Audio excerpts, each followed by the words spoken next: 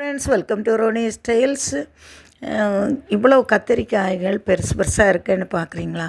இவ்வளோ காய்கள் பறிக்கிறதுக்கு நான் ரொம்ப கஷ்டப்பட்டேன்.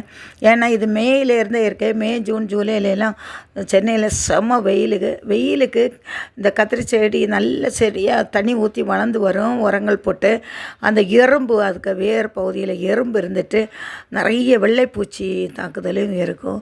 இலைகளையெல்லாம் கட் பண்ணி விட்டு பார்ப்பேன். அது ஒன்றும் சரியாகலை.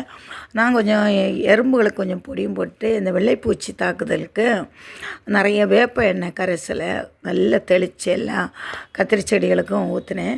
இந்த வெள்ளை கத்திரிக்காய்ன்னு வாங்கினதெல்லாம் வரி கத்திரிக்காயாக இருந்தது. இதுகளும் அப்படி தான், காயும் இல்லை, எதுவுமே இல்லை.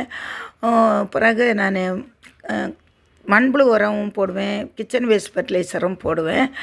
ஆனால் ஒரு 10 டேஸ்க்கு முன்னாடி கடுகு பிண்ணாக்கு எல்லா செடிகளுக்கும் போட்டு விட்டேன்.